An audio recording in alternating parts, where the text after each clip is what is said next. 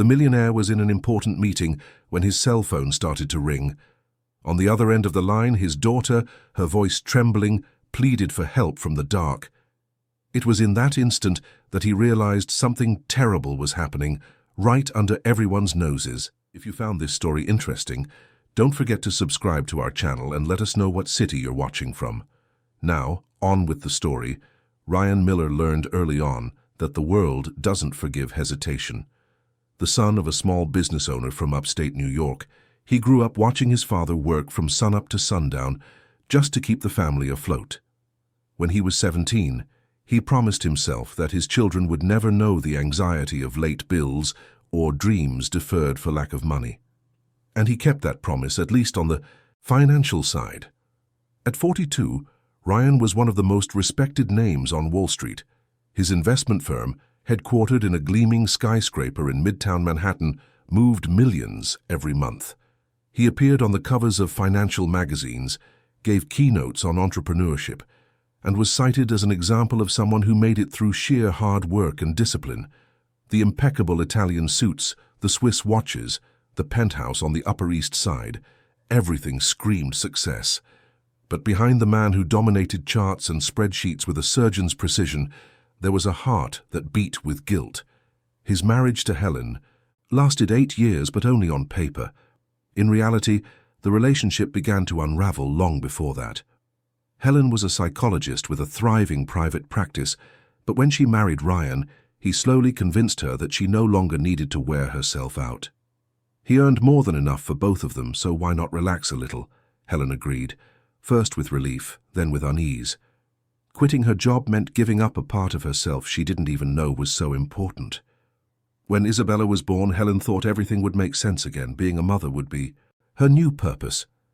But Ryan was increasingly absent, always traveling, always in meetings that lasted all night, always taking an urgent call that interrupted their few family moments. The couple's conversations were reduced to quick text messages and generous deposits into her bank account. Helen began to feel lonely even though she was married, and her frustration slowly turned into resentment. Isabella was 3 when the marriage finally ended. It was a tense separation, full of silent accusations. Helen wanted to prove she could raise their daughter alone, that she didn't need his money to be a good mother. Ryan, on the other hand, defended himself by saying he worked so hard precisely to secure the girl's future. Neither of them was entirely right, and neither was entirely wrong.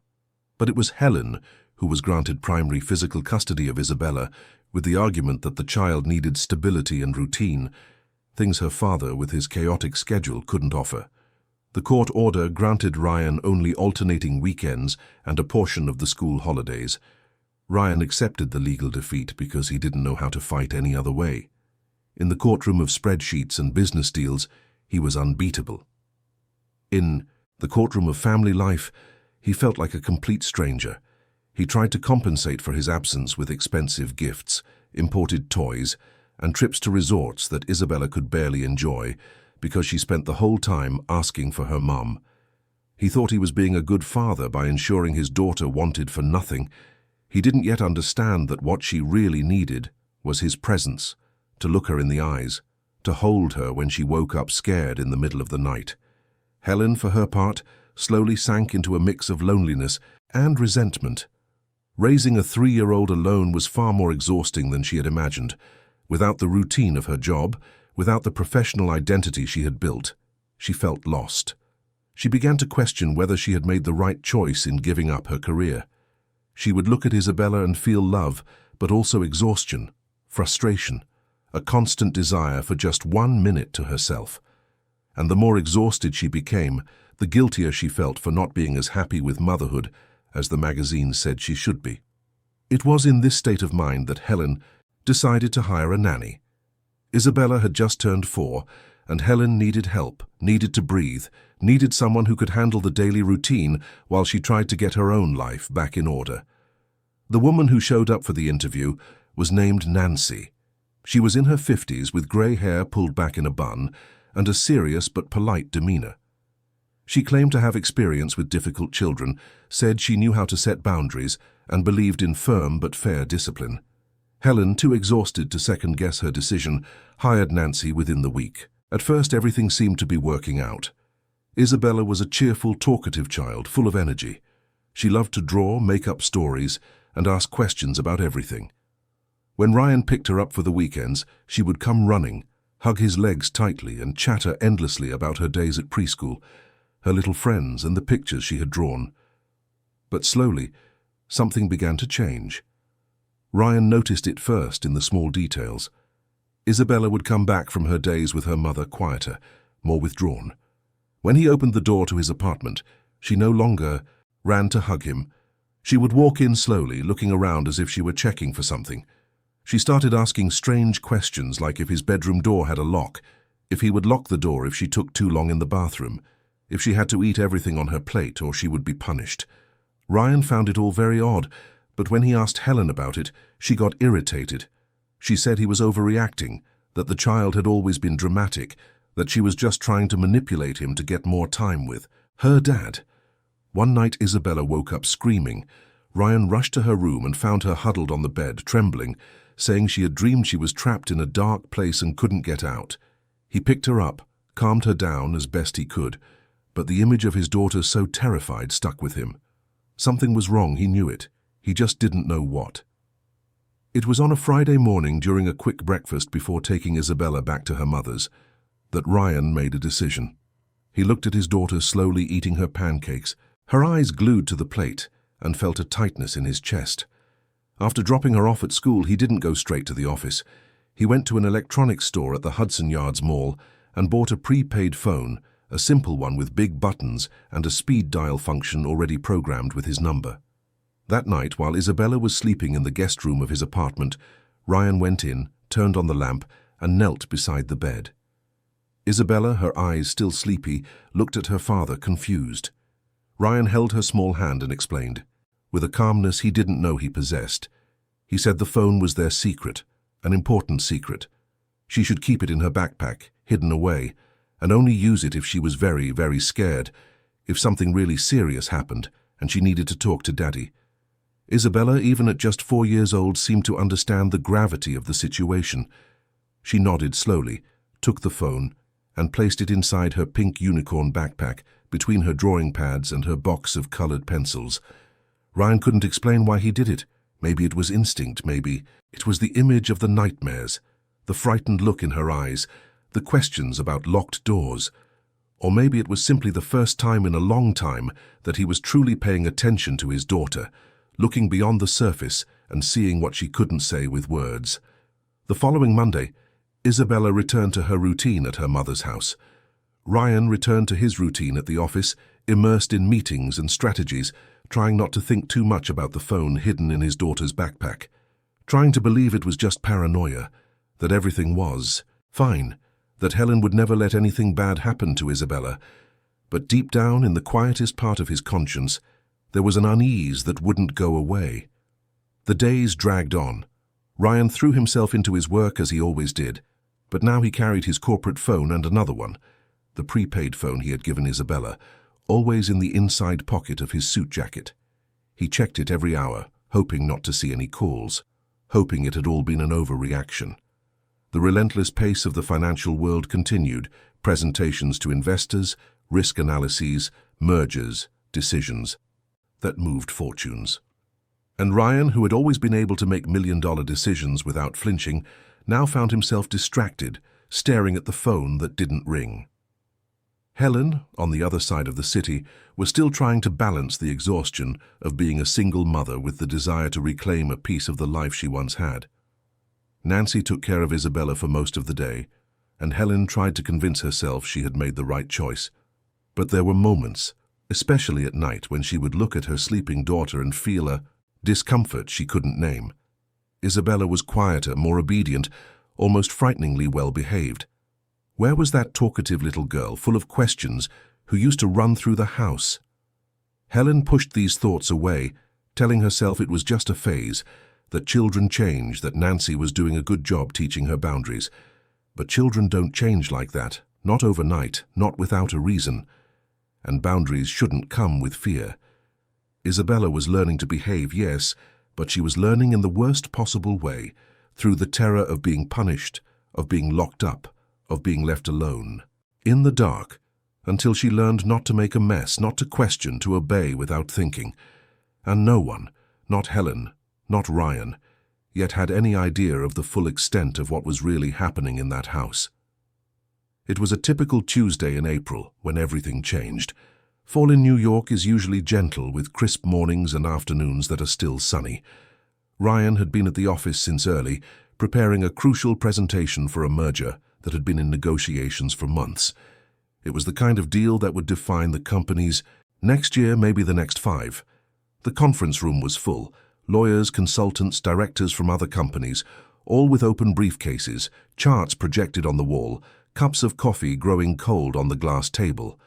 Ryan was leading the meeting with his usual precision, explaining projections, answering questions, convincing skeptical investors.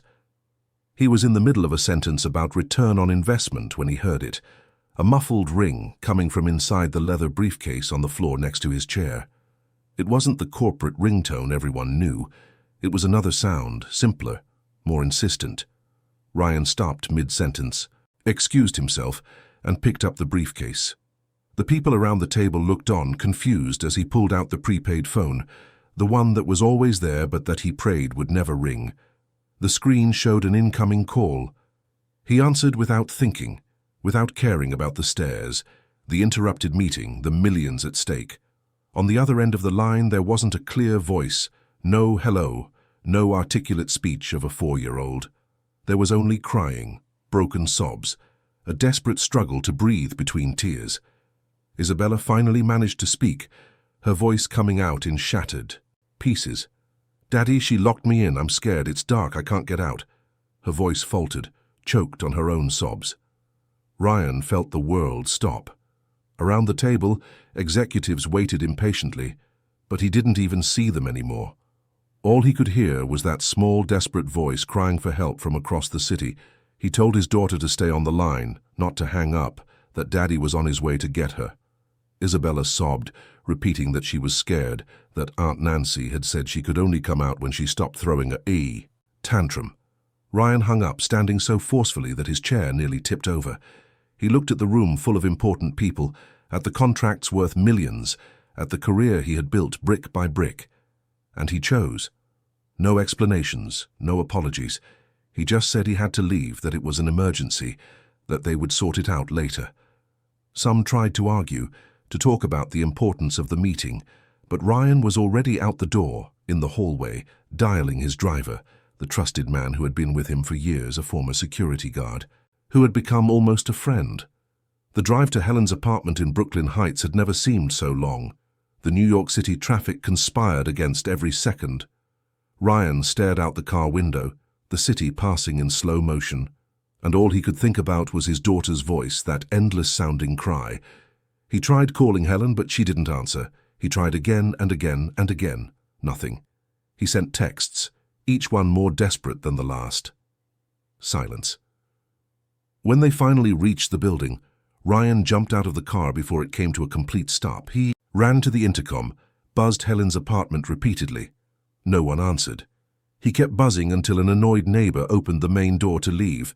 Ryan didn't think twice. He slipped inside. His driver was right behind him. They took the stairs, because waiting for the elevator felt like an impossible eternity. In the 10th floor hallway, they could already hear it.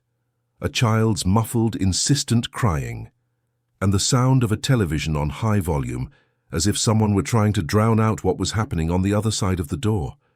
Ryan pounded on the door, shouting Helen's name, Isabella's name. Nothing. He pounded harder. Neighbors started opening their doors, curious, concerned. An elderly woman whispered that she had heard crying before but was afraid to get involved. With the help of his driver and 2 neighbors, Ryan forced the door open. The lock gave way, the door swinging open with a crack. The apartment smelled of neglect. The living room was a mess, dirty glasses on the sofa, take-out containers scattered about, curtains drawn, even though it was the middle of the afternoon. The television was blaring a talk show, the volume so loud it seemed intended to erase any other sound. Nancy was sitting on the sofa, phone in hand. She glared at him with contempt, tried to say he had no right to break in, that she was going to call the police, but Ryan didn't even hear her. He ran through the living room, checking the bedrooms, the bathroom. The crying was coming from a place he didn't even know existed, a small door at the end of the hallway. It was locked from the outside with a simple metal latch. With trembling hands, he unlatched it and pulled the door open.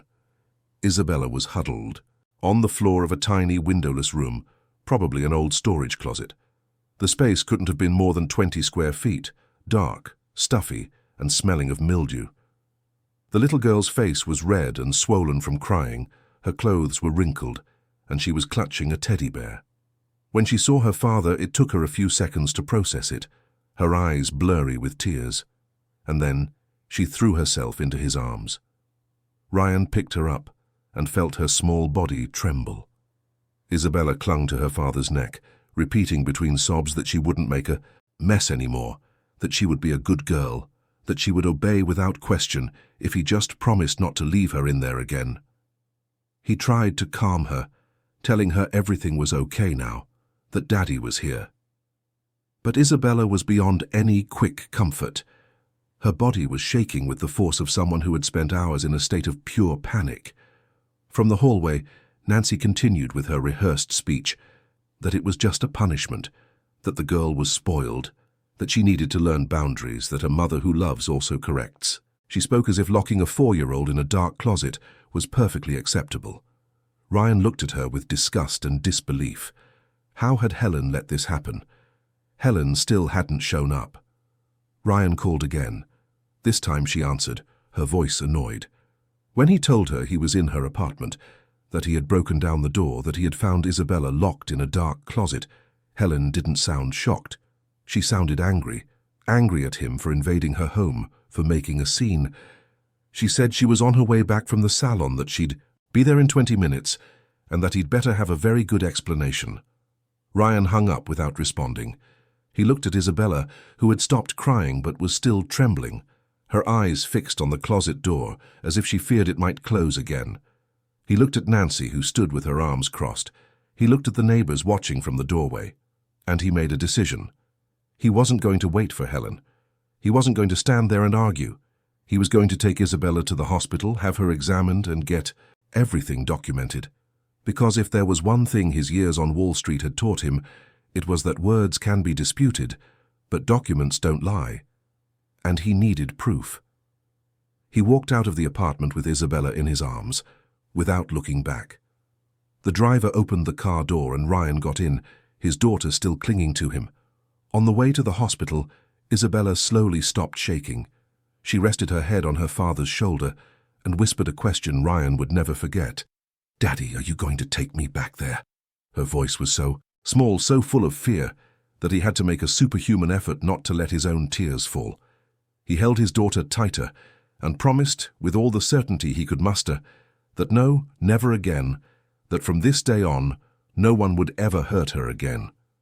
It was a big promise, perhaps too big for a man who'd been failing for years, but it was a promise Ryan was determined to keep, even if it meant facing courts, ex-wives, and a slow-moving legal system. Because for the first time in his life, Ryan Miller had absolute clarity about his priorities.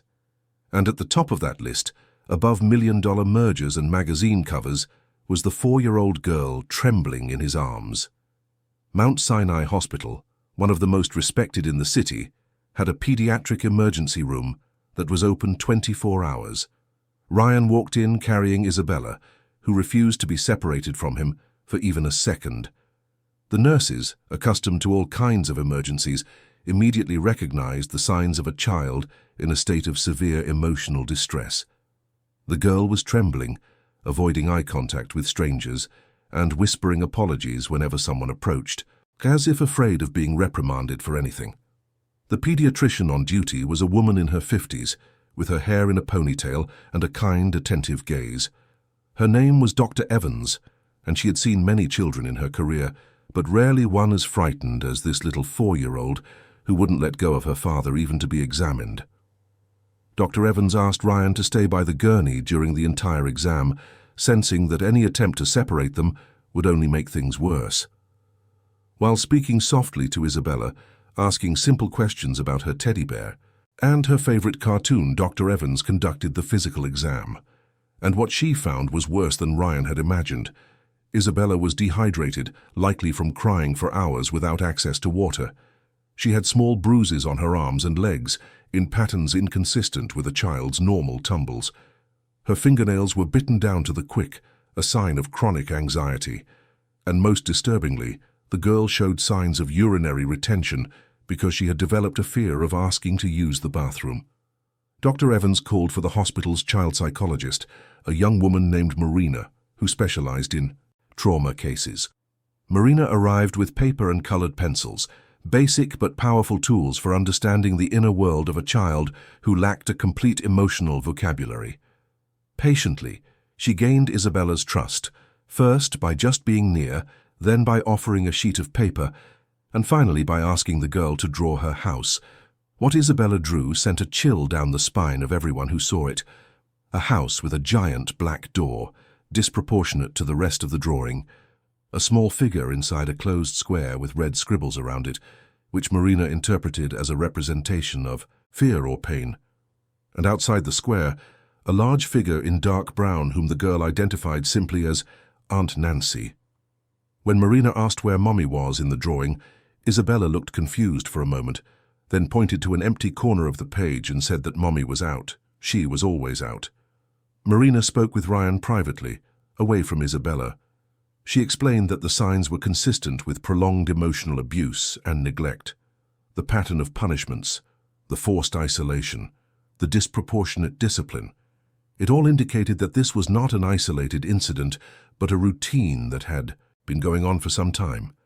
The child was showing symptoms of severe anxiety, fear of authority figures, and a hypervigilant behavior typical of children living in environments where they don't know what to expect. Ryan listened to all of this, feeling as if someone were squeezing his chest. How had he not seen it sooner? How had he let it get to this point? The questions hammered at him, but Marina was gentle, explaining that many parents don't notice because young children tend to normalize their experiences, assuming it's the same for everyone. And manipulative adults, like the nanny, are experts at hiding abuse and making it seem like they are just being firm with discipline. Meanwhile, outside the hospital, another story was being told. Helen had arrived at the apartment to find the door broken, neighbors gossiping in the hallway, and Nancy in a panic trying to explain what had happened. Instead of rushing to the hospital to see how her daughter was, Helen made a different choice. She called a lawyer known for taking on controversial cases, a man who loved media attention and saw a perfect opportunity in the situation. Within hours, the story was twisted. On social media, Helen presented herself as a single mother, struggling to raise her daughter alone, while her rich, controlling ex-husband couldn't accept having lost custody. The tabloid websites loved the narrative. Successful executive breaks into ex-wife's home, forcibly takes daughter, accuses mother of neglect. Old photos of Ryan from interviews, always in a suit with a serious expression, were dug up and edited to look menacing.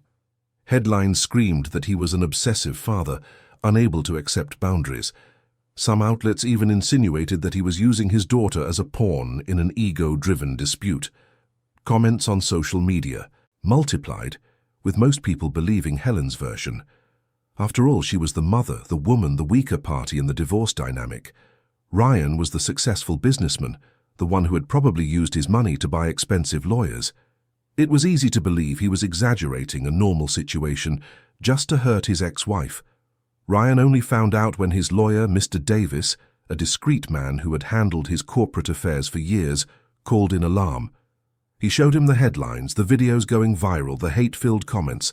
Ryan looked at it all and felt a mix of anger and helplessness. For the first time in his life, he couldn't solve a crisis with a meeting, a market strategy, or numbers and projections. He was dealing with public opinion, with collective emotions, with deep-seated prejudices about fathers seeking custody of their children. Mr. Davis was direct. They needed to act fast.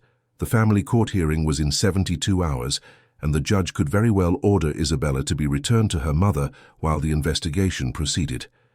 Because in the American legal system, the mother often has the initial preference, unless there is concrete, irrefutable proof that the Child is in real danger, and subjective evidence like children's drawings and emotional accounts could easily be challenged by Helen's defense.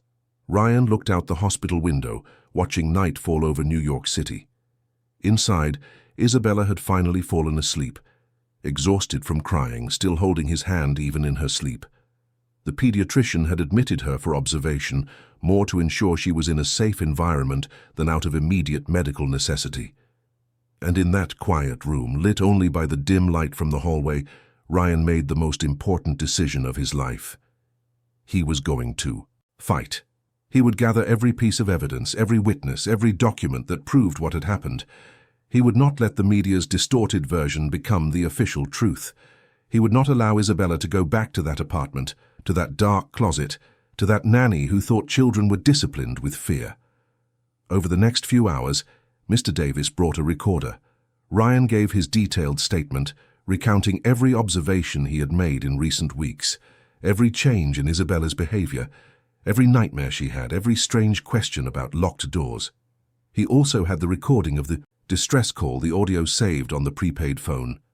Isabella's voice crying, asking for help, saying she was trapped, was the most powerful proof he had.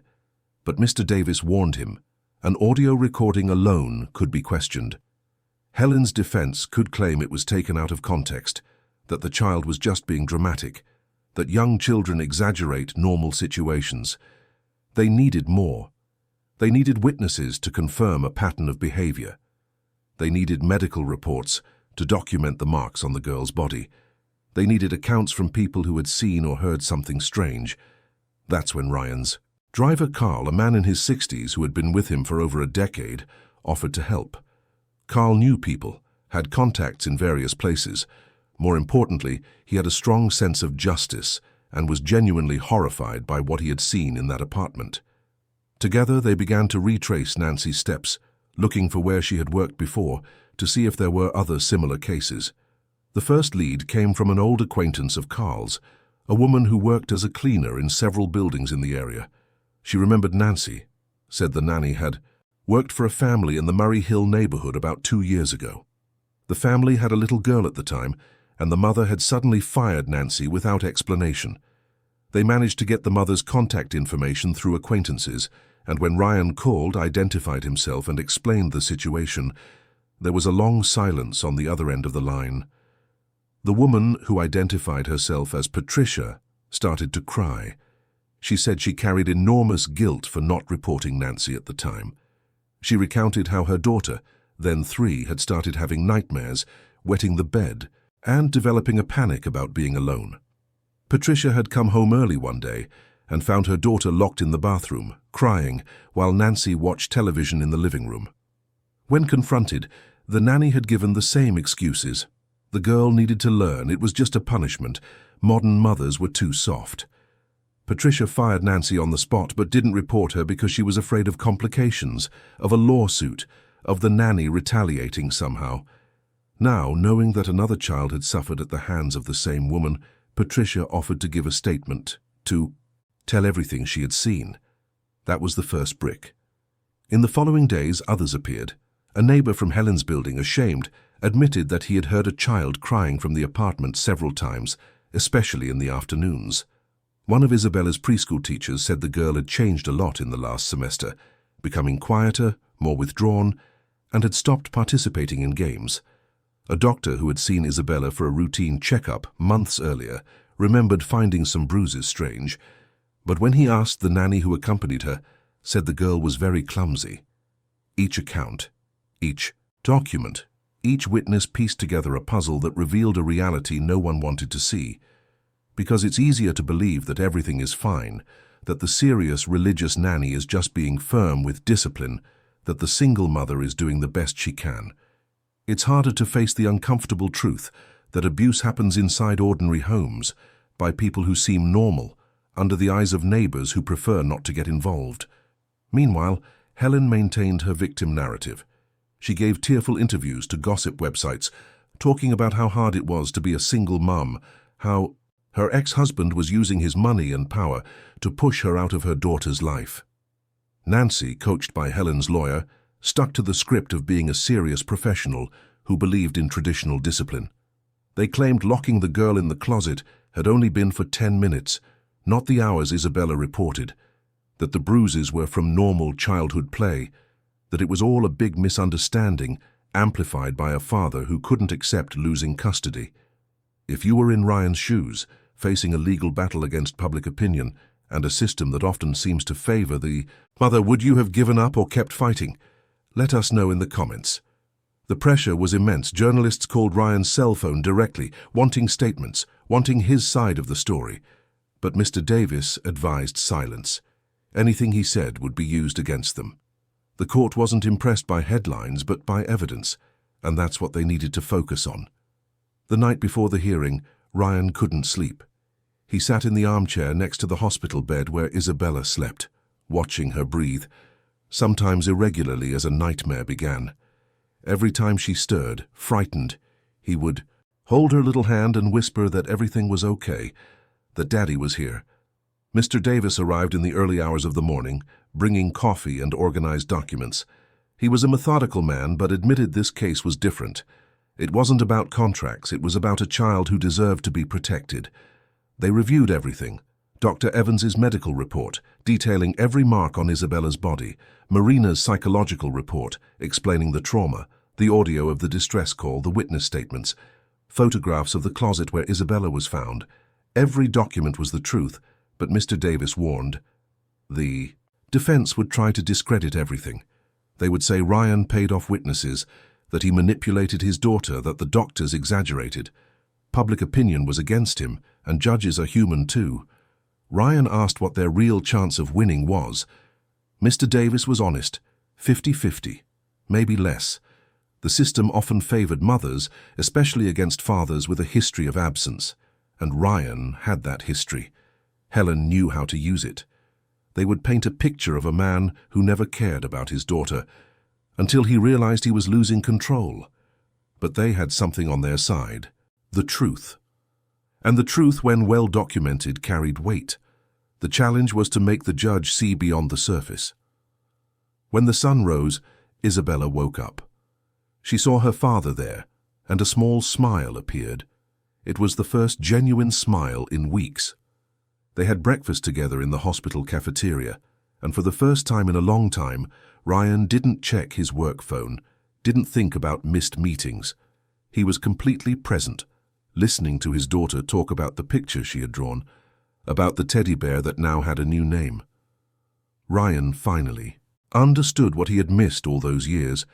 It wasn't the big moments, the expensive trips. It was these small things, breakfast together, conversations about nothing, simple presence. When it was time for court, Dr. Evans authorized Isabella's temporary release on the condition that she return afterward, regardless of the outcome. Ryan put on the discreet suit Mr. Davis had brought, not the expensive Italian one, but a sober one that conveyed seriousness without arrogance. The family court was in downtown Manhattan, always crowded with people fighting silent battles. When Ryan arrived, reporters were at the door. Cameras shouted questions, but he walked past in silence. Helen was already there with her lawyer and Nancy. When she saw Ryan, her look was one of pure rage, not because he had rescued their daughter, but because he had challenged her narrative, because he had exposed her negligence. The courtroom was small, formal, with institutional beige walls. Judge Ramirez entered, a woman in her 60s with decades of experience. Mr. Davis whispered that they were lucky to get her. He said she had read the file overnight, that the case had kept her up. Helen's defense went first. Her lawyer, Mr. Hayes, spoke of a dedicated mother who had given up her career, who was doing the best she could with the resources she had. He portrayed Ryan as an absent father who only showed up when he realized he was losing control. He called Nancy to the stand, and she repeated her rehearsed speech. A serious professional believed in discipline. The punishment lasted only minutes. The child exaggerated. And he thought about the call, about that phone ringing in the middle of the meeting, that small voice begging for help. If he hadn't given Isabella that phone, how long would this have gone on? How long can a 4-year-old endure being locked up, punished, silenced? Isabella's future depended on a judge believing his version, on concrete evidence, overcoming well-crafted emotional narratives. It depended on the truth being strong enough. Ryan made a silent promise. No matter what happened, Isabella would not go back to that house, not as long as he had the strength to fight. For the first time, Ryan Miller understood what it meant to be a father. It had nothing to do with money or toys. It had to do with being there when it mattered, with protecting when it was necessary, with fighting when it seemed impossible. Then it was Ryan and Mr. Davis's turn to present their case. Mr. Davis began calmly, explaining that they were not there to attack Helen as a mother, but to protect Isabella from an environment that had become toxic and dangerous.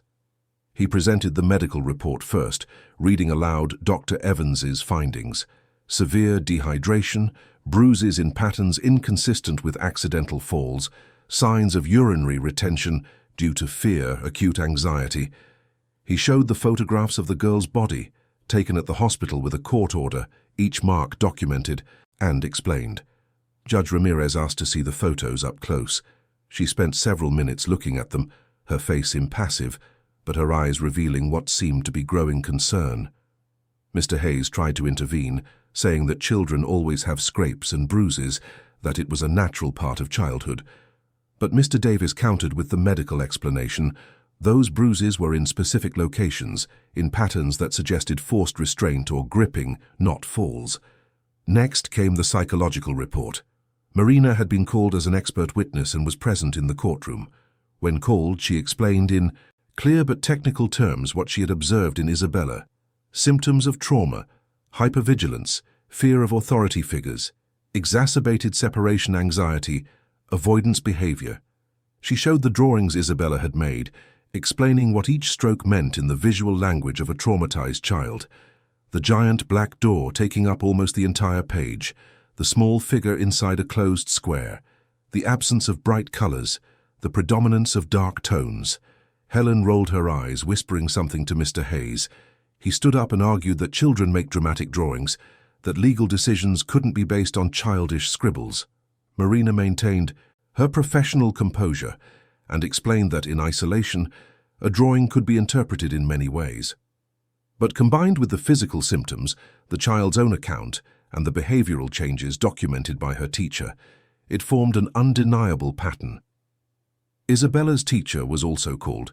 She was a young woman in her 30s, visibly nervous to be in a courtroom, but when she started talking about Isabella, her voice was firm. She described how the girl had changed in the last semester, how she had gone from being a cheerful, engaged child to being withdrawn, always with dark circles under her eyes, sometimes arriving at school in wrinkled clothes. Once, when the teacher asked if she wanted to go to the bathroom, Isabella had cried and apologized, as if she had done something wrong just by needing to go. The teacher had found it strange, but didn't know what to do. She had no concrete proof of abuse, just an uneasy feeling that something wasn't right. Then Mr. Davis presented Patricia, the mother who had employed Nancy before. Patricia entered the room shaking, clearly nervous but determined. She recounted her experience, how she had hired Nancy thinking she was doing the best for her daughter, how she began to notice changes in the child's behavior, the nightmares, the fear of being alone, until the day she came home to find her daughter locked in the bathroom while Nancy calmly watched television. When she confronted the nanny, she received the same justifications. Spoiled child, needed boundaries, modern parenting was too soft. Patricia fired Nancy on the spot, but carried the guilt of not reporting her. Now, knowing another child had suffered at the hands of the same person, she was there to do what she should have done years ago. Mr. Hayes tried to discredit Patricia's testimony, implying she might have been paid by Ryan or had some personal vendetta against Nancy. But Patricia looked him in the eye and said firmly, she wasn't being paid.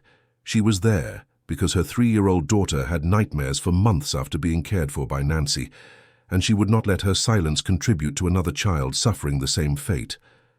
The neighbors from the building were also called. The elderly woman who had told Ryan she heard crying but was afraid to get involved confirmed that on several occasions, during the afternoon, she heard prolonged crying from Helen's apartment.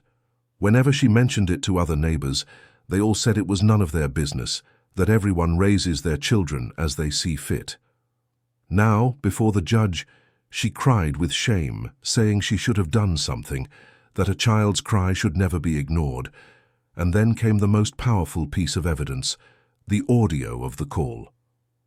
Mr. Davis requested permission to play it in the courtroom. The judge nodded. When the sound began, the silence in the court was absolute.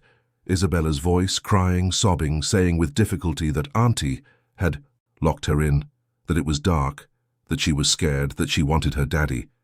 The gasping, broken breaths of someone who had cried until they couldn't anymore. The tiny voice saying she wouldn't make a mess again, begging to be let out. Helen turned pale. Nancy stared at the floor. Mr. Hayes tried to argue that the child could be exaggerating, that children are dramatic, but Judge Ramirez herself cut him off. She said she had raised 3 children, had 10 grandchildren, and she knew the difference between a child's tantrum and genuine terror. What she had just heard was the sound of a child in real panic, crying out for help from the adult she trusted. Mr. Davis then presented the photographs of the closet where Isabella was found, pictures taken by the police after Ryan had left with his daughter. The tiny, windowless, dark space with the latch on the outside of the door. It wasn't a bedroom, not even an organized closet. It was literally an abandoned pantry, turned into a makeshift cell. The judge asked to see each photo carefully, asking questions about the dimensions, about how long the child had been in there.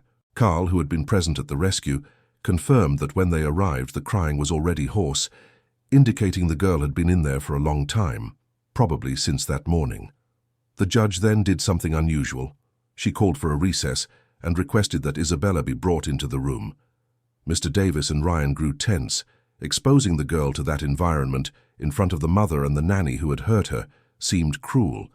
But the judge explained that she needed to hear from the child herself, in her own words, what had happened.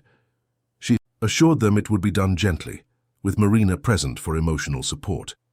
When Isabella entered, small and frightened, clinging to her father's hand, the entire room seemed to hold its breath. The judge came down from the bench and knelt at the girl's level, a kind gesture that broke some of the room's formality. She talked to Isabella about simple things first, her teddy bear, her favorite color, what she liked to draw. Slowly, with Marina by her side, she began to ask more direct questions, but always in child-friendly language. When she asked about the day Daddy came to get her, Isabella began to cry softly.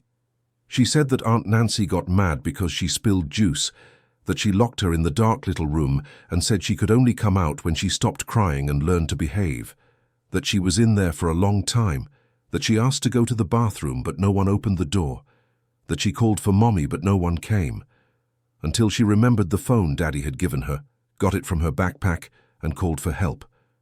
The judge asked if this had happened before. Isabella nodded, shrinking into herself. She said that whenever she did something wrong, Aunt Nancy would lock her up. Sometimes in the little room, sometimes in the bathroom. One time she was in there so long she wet her pants because she couldn't hold it. And Auntie got even madder, said she was disgusting, that she had to learn to control herself. Helen, for the first time, looked genuinely shocked, as if she were hearing this for the first time, as if she had no idea these things were happening inside her own home. Mr. Hayes tried to argue that Helen knew nothing, that she worked, that Nancy hid her actions from her. But the judge asked a simple question: where was Helen during all those afternoons? Why didn't she notice the changes in her daughter? Why, when the father began to express concerns, did she accuse him of being paranoid instead of investigating? Helen didn't have good answers. She stammered, said she trusted Nancy, that she thought Ryan was making things up just to cause trouble, that she was busy trying to rebuild her own life after the divorce. Each answer sounded weaker than the last, more like excuses than explanations. The judge gently dismissed Isabella, asking Dr. Evans to take her back to the hospital. When the girl left, Judge Ramirez returned to the bench, rearranged the papers in front of her, and gave her ruling. She said she had rarely seen such a clear case of neglect and emotional abuse, that she understood Helen was going through personal difficulties, but that didn't justify completely outsourcing her daughter's care to someone who clearly used abusive methods, that Nancy posed an obvious danger to any child under her care, and that protective measures would be taken against her. As for Isabella's custody, the judge was direct. She was revoking Helen's primary custody and granting the father primary physical custody of the girl. Helen would have visitation rights, but only supervised, in a neutral location, and conditional on her undergoing psychological counseling and demonstrating that she was creating a safe environment. Nancy was forbidden from having any contact with Isabella or any other child without judicial supervision. The decision was effective immediately, with no appeal that could suspend the transfer of custody while the legal processes continued. Helen began to cry, not tears of remorse but of anger and humiliation. She shouted that it was unfair that Ryan had bought the judge, that she was the mother, that she had rights. Mr. Hayes tried to calm her, but she continued, each word revealing more about her true concerns. It wasn't about Isabella's well-being. It was about her own image, about losing control, about being judged publicly. Ryan didn't feel victorious, only relieved, an immense relief, as if he could breathe for the first time in weeks. Mr. Davis squeezed his shoulder in a gesture of solidarity. They had done it. Isabella was safe, at least legally, at least on paper. The girl would no longer have to go back to that apartment, to that dark closet, to that woman who confused discipline with cruelty. Outside the courthouse, the reporters were waiting. The cameras were ready to capture the moment, the microphones pointed. Helen came out first, still crying, giving emotional statements about injustice, about a system that favors rich men, about how she was being prevented from seeing her daughter. Some people in the crowd seemed sympathetic to her, believing the narrative of the wronged mother. When Ryan came out, he expected hostility. He expected shouts, accusations, aggressive cameras. But Mr. Davis had been smart. He had leaked the court documents to serious news outlets, not the tabloids. The audio of Isabella's call had reached newsrooms. The photos of the closet where she was found were circulating, and the narrative was beginning to shift. Instead of accusatory questions, reporters wanted to know how Isabella was doing, if she would receive psychological support, what the next steps were. Ryan, following Mr. Davis's advice, gave a short, dignified statement. He said he wasn't there to speak ill of anyone, that his only concern was his daughter's well-being, that Isabella would now be in a safe environment where she could begin to recover from the trauma she had suffered. He thanked everyone who had the courage to testify, especially Patricia, whose honesty had been crucial, and he said he hoped this case would serve as a warning to other parents. Trust is important, but so is vigilance. The signs of abuse are often subtle, but they should not be ignored. In the hours that followed, the narrative on social media began to change completely. The same outlets that had painted Ryan as a villain now published articles on the importance of parents, paying attention to behavioral changes in their children. Parenting blogs shared lists of signs of child abuse. Discussions about how to choose trustworthy caregivers dominated online forums. Helen, who had tried to position herself as a victim, was now being questioned about why she hadn't noticed what was happening in her own home. Ryan didn't follow any of it. He was at the hospital, sitting by the bed where Isabella was resting.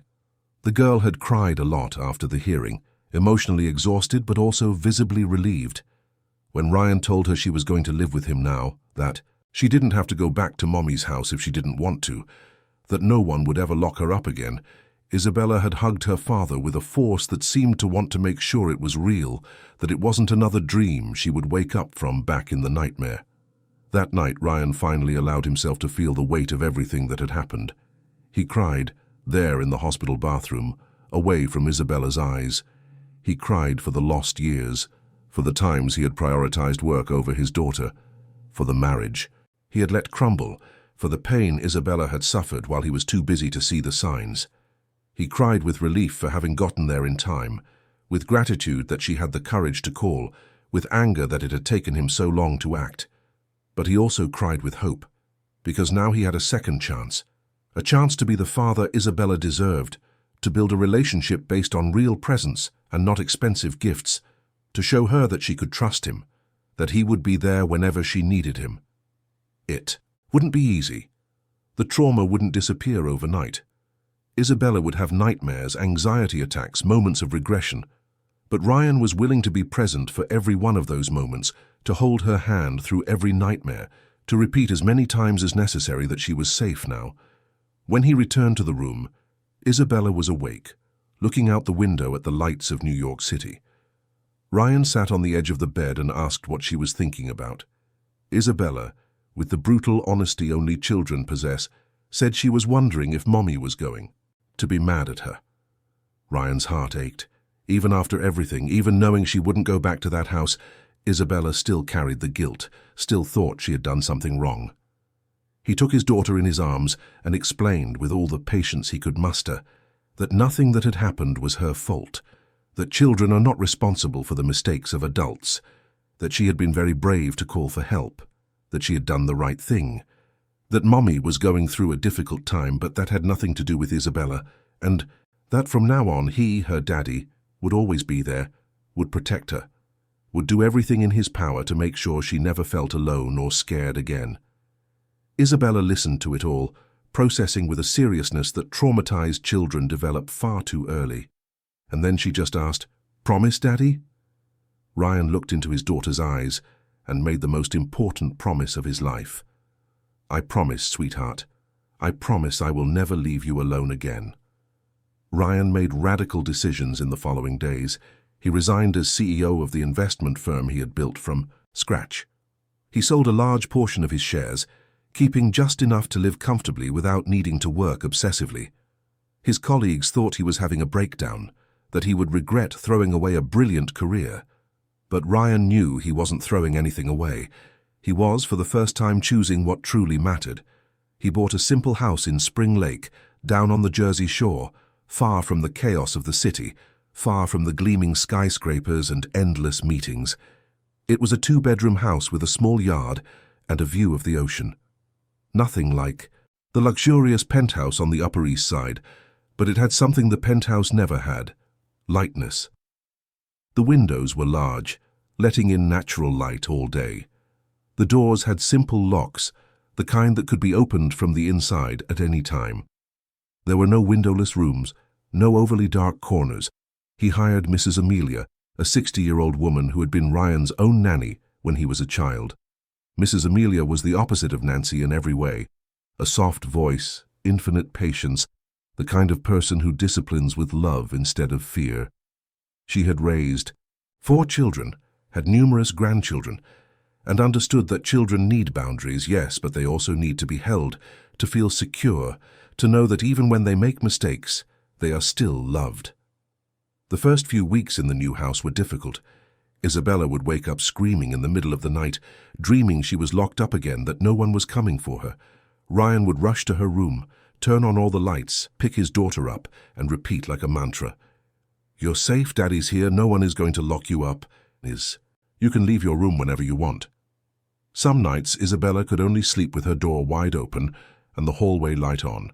Other nights she slept in Ryan's bed, curled up next to him, her small hand holding his index finger as if it were an anchor. Marina, the child psychologist who had helped at the hospital, recommended a colleague in Asbury Park, a town near Spring Lake, who specialized in childhood trauma. Twice a week, Ryan took Isabella to her therapy sessions. At first, the girl was silent, only drawing. Always the same themes: doors closed, rooms, large menacing figures. But slowly, as the therapist gained her trust, the drawings began to change. Brighter colors appeared: beaches, sandcastles, smiling figures. The giant black door shrank, drawing after drawing, until one session it became just an ordinary door, normal-sized, with a clearly visible handle, the kind any child could open. The trauma didn't heal in a straight line. There were good days and bad days. On a good day, Isabella would wake up smiling, have breakfast with Mrs. Amelia, talking about her dreams of mermaids and dolphins, and spend the morning playing in the sand. On a bad day, the sound of a slamming door would make her flinch. Any attempt to be alone in her room would trigger panic, and any small frustration would make her cry and apologize profusely, as if expecting a punishment that no longer came. On those bad days, Ryan learned not to push. He didn't tell her she was overreacting, didn't tell her to stop crying, didn't show impatience. He simply stayed close, offering his presence without pressure. Sometimes that meant sitting on the floor next to her in silence. Sometimes it meant holding her hand while she cried without being able to explain why. Sometimes it meant letting her sleep on the living room sofa with all the lights on, because on that particular night, even her own room with the door open felt too scary. Mrs. Amelia was crucial in this process. She had a patience that seemed bottomless, an ability to turn tense moments into light ones without minimizing what Isabella was feeling. When the girl spilled juice and panicked, expecting to be punished, Mrs. Amelia would laugh softly and say that accidents happen, that everyone spills things sometimes, and then they would clean it up together talking about other things, turning it into a normal moment instead of a relived trauma. Slowly, Isabella began to test boundaries in a healthy way. Small, normal acts of childhood disobedience that would have once triggered severe punishment were now handled with calm conversations. Ryan learned to distinguish between a tantrum that needed firmness and fear disguised as a tantrum that needed comfort. It wasn't easy, and he made mistakes. But he was learning. And most importantly, when he made a mistake, he apologized to Isabella. He explained that Daddy was learning too, that sometimes he would make the wrong choice, but that he would always listen to her and try to do better next time. Isabella's relationship with Helen continued, but in a very different way. The supervised visits took place once a week at a neutral family visitation center in Monmouth County, with a social worker present.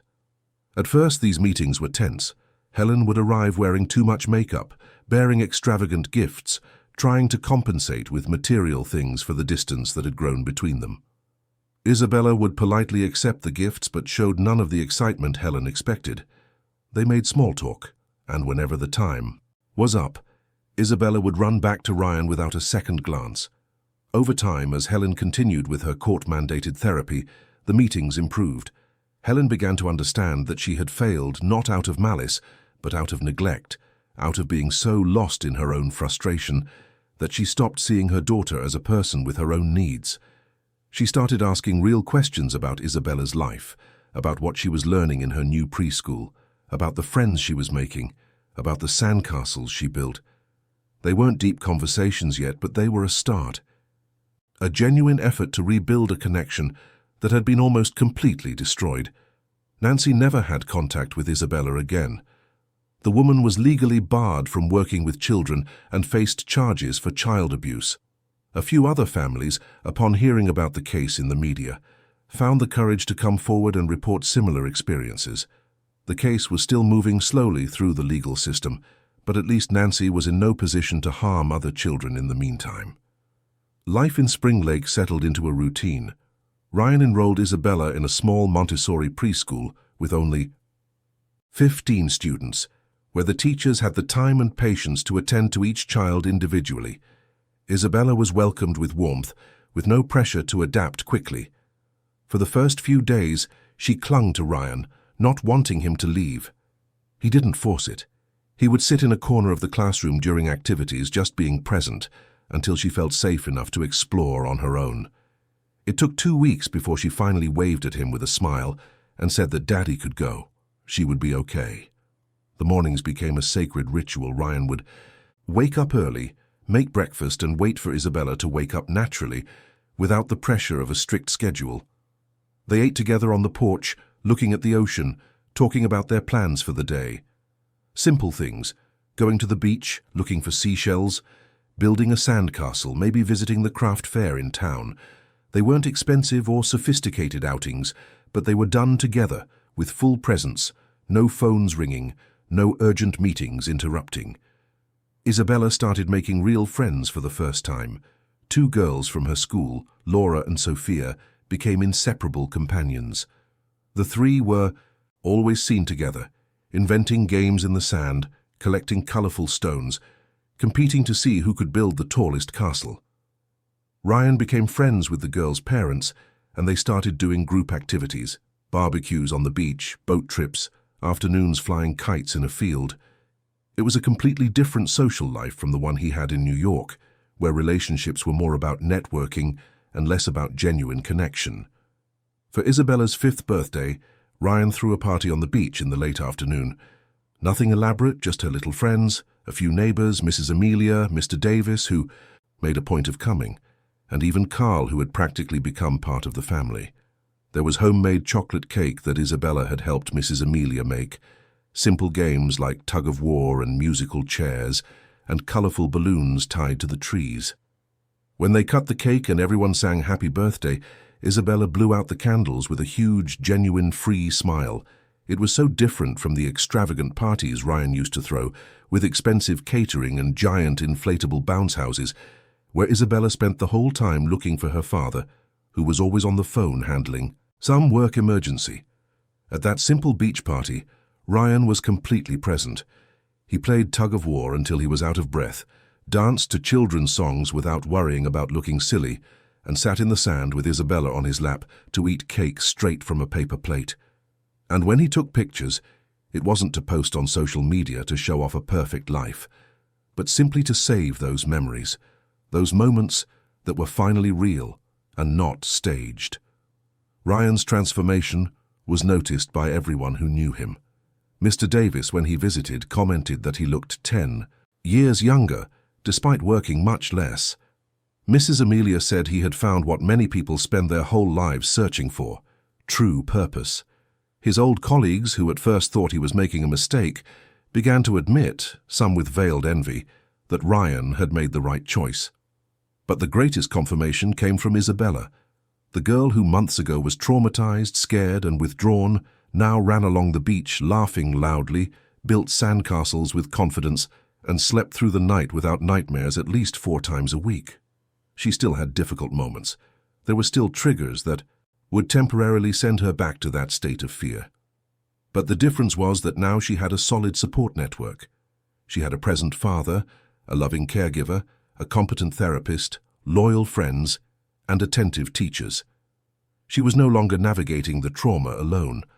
On one of those particularly beautiful days, with a cloudless blue sky and a calm sea, Ryan was sitting on the sand, watching Isabella play with her friends. They were building an elaborate castle, with towers and bridges, laughing when the waves came close and threatened to destroy their creation. Isabella was shouting instructions to the other girls, completely absorbed in the game, not looking back every 5 seconds to check if her father was still there. It was a sign of progress. She was starting to feel secure enough not to need constant surveillance. Carl, who had come down to visit them that weekend, sat next to Ryan. They were silent for a while, just watching the children play. Then Carl said something Ryan would never forget. "You know, sir, when I met you 10 years ago, I saw a man who had everything but seemed empty. Now I see a man who has less stuff but finally seems whole. I guess that's what they call finding what really matters." Ryan nodded, feeling a lump in his throat. He thought about everything that had happened, all the mistakes he had made, all the bad choices that had led to that April day when the phone rang in the middle of the meeting. He thought about how close he had come to losing Isabella, not just to Helen's custody, but to the irreversible trauma that a few more months of that situation could have caused. And he thought about how a single act of foresight, giving that simple phone to a 4-year-old, had changed everything. If he hadn't trusted his gut, if he had ignored the subtle signs that something was wrong, if he had believed Helen when she said he was overreacting, where would they be now? The answer to that question still haunted him on difficult nights, but it also reminded him that he had done at least one thing right when it mattered most. Isabella came running up at that moment, sand stuck to her legs, her face flushed from the sun and excitement. "Daddy, come see the castle we made. It's the biggest one ever." Ryan stood up, let her pull his hand, and went with her to admire the sand construction that would be washed away by the tide in a few hours. But at that moment was the most important thing in the world to those 3 5-year-old girls. As he admired the castle and listened to the excited explanations about each tower and detail, Ryan realized something fundamental. True happiness wasn't in the grand moments, the monumental achievements, the magazine headlines. It was right there in that exact instant, small hands holding his, a child's voice chattering, excitedly, warm sun on his face, sand between his toes, and the absolute certainty that he was exactly where he was supposed to be. There were no more $1,000,000 meetings waiting for him, no more Italian suits in the closet or Swiss watches on his wrist, no more luxury driver or penthouse in the most expensive part of New York. But he had something infinitely more valuable. He had a daughter who could finally be a child, who was healing from trauma, who smiled for real, who slept peacefully knowing her father was in the next room and would come, running if she needed him. And he had himself back, the Ryan who had been lost for so long in the race for success and recognition. He had found what many people spend their entire lives searching for: true purpose, genuine love, real presence. The months passed, turning into a year. Isabella turned 6, started learning to read, made more friends, and had her first dance recital at school. The nightmares became more and more sporadic, spaced out by weeks and then months of peaceful sleep. The therapy continued, but now it was more about healthy development and less about processing trauma. The relationship with Helen gradually improved, still fragile, still cautious, but existing. Helen had finally understood that being a mother wasn't about control or ownership, but about unconditional love and a willingness to put her child's needs above her own. On one of those Saturday afternoons, Ryan was in the kitchen making dinner while Isabella did her homework at the table. Suddenly she asked, "Daddy, do you regret leaving that important job to be with me?" The question caught Ryan by surprise. He turned off the stove, dried his hands, went to the table, and knelt beside her chair. He looked into his daughter's eyes and told her the purest truth he knew. "Never, sweetheart. Not for a second. That job gave me money. It gave me fame. It gave me recognition.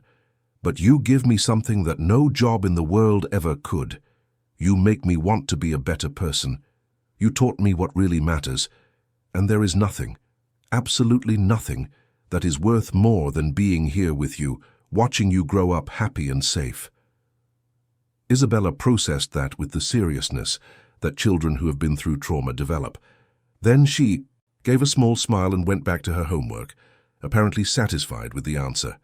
But Ryan stayed there for another moment, kneeling by the table, feeling the simultaneous weight and lightness of that conversation. Weight, because it came from the awareness of how much time he had wasted. Lightness, because now finally he was making the right choices. Life went on, with its ups and downs, with easy days and difficult days, but always with the certainty that they were together, that they had each other, that no matter what came they would face it side by side. Ryan never went back to the financial industry. He eventually started doing some occasional consulting for a few companies, more to keep his mind active than out of financial need, but always with the inflexible condition that it would not interfere with his routine with Isabella. No client, no project, no amount of money was worth missing breakfast with his daughter, the talk before bed, the Sunday walk on the beach. And so, in a place where everything could have ended in tragedy, a story of new beginnings emerged. Of a father who almost lost his daughter but learned in time what truly mattered. Of a girl who, despite having gone through terrible trauma, found strength and healing through consistent love and presence.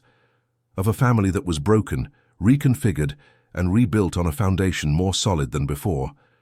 The story of Ryan and Isabella didn't have a Hollywood ending with all problems magically solved, but it had something better. It had reality. It had genuine transformation. It had love that was proven not just in words, but in daily choices. And in the end, that was exactly what mattered. Dear listeners, we hope the story of Ryan and Isabella has touched your heart. If you were moved, hit that like button, subscribe to our channel, and tell us in the comments what stood out to you the most. Every day we bring you intense stories like this one, revealing the deepest side of the human soul. We'll see you in the next episode.